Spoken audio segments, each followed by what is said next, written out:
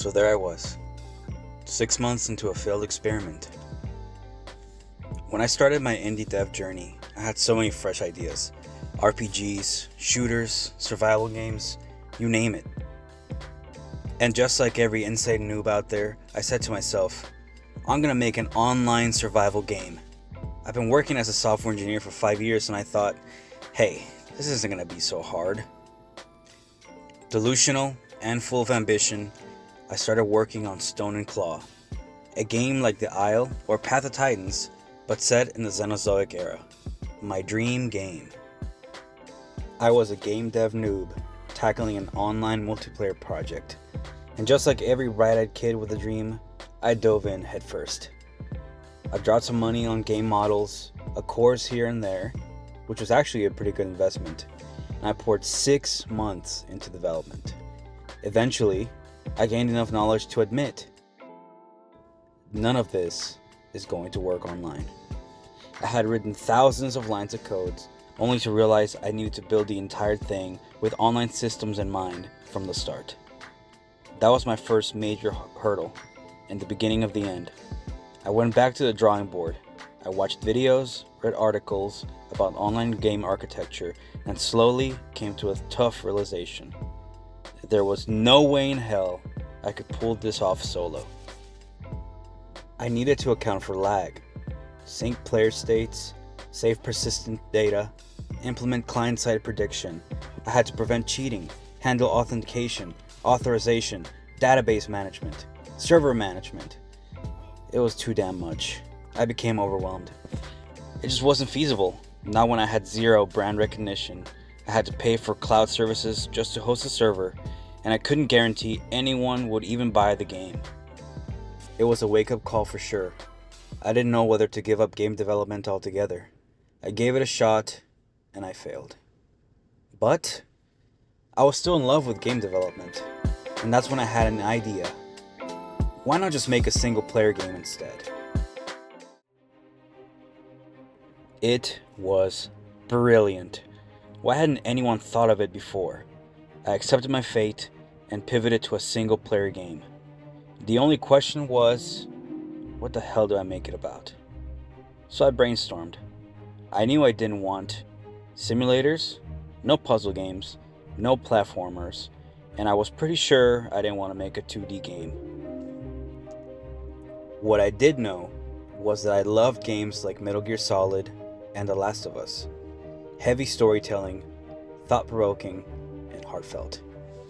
So, with that as my foundation, I started coming up with narratives. A vampire detective uncovering a secret Illuminati-type cult. No.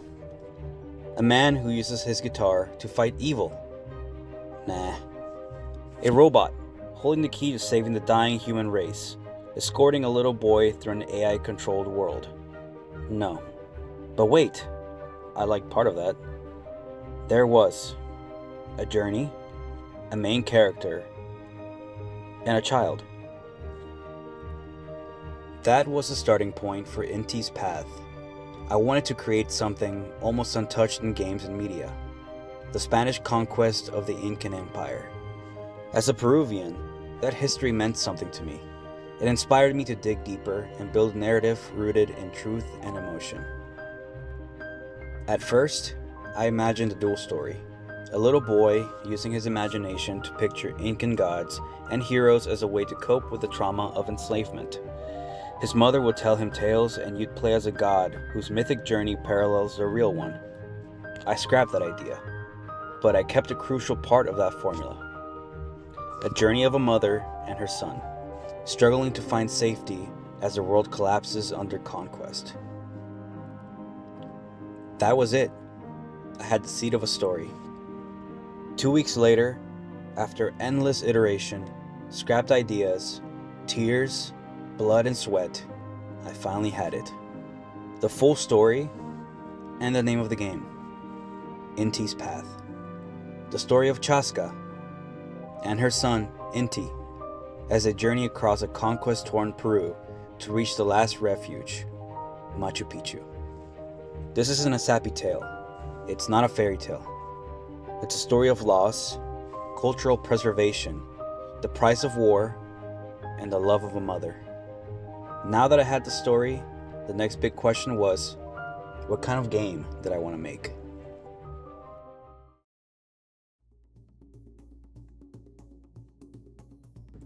Do you recall earlier when I mentioned the games that inspired me? No? That's okay. Let me remind you.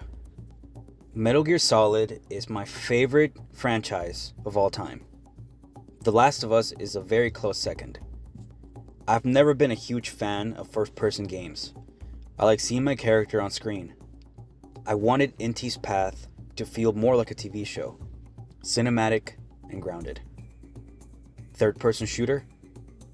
Check. But I didn't want to make some run-and-gun, tanky power fantasy. I wanted you to feel human, vulnerable, where stealth isn't just an option, it's a necessity for survival. Stealth-based gameplay? Check. I also wanted the world to feel gritty and harsh. Chaska isn't a soldier. She's a survivor. Clever, resourceful, desperate. In a world where ink and supply lines are gone and her community is broken, she uses whatever she can find to stay alive. Crafting and gathering? Check. Have I mentioned I think Hideo Kojima is a genius?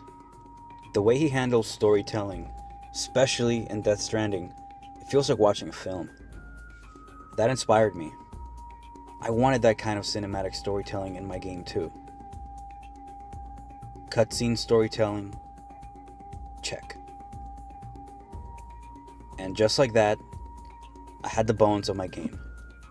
Inti's Path, a story-driven, stealth-based adventure inspired by The Last of Us and Metal Gear Solid.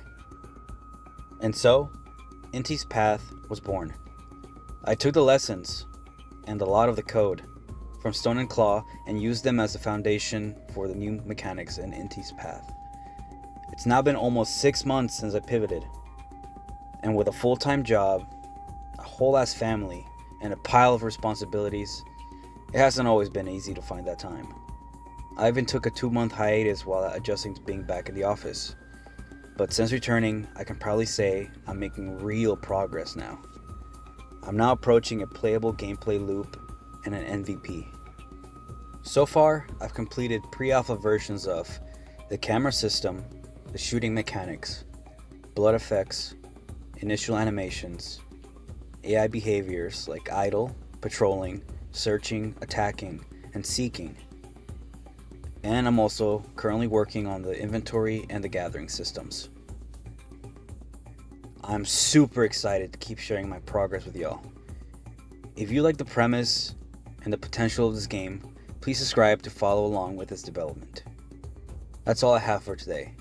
See you next time when I show you how I implemented AI in my game. Thanks for watching.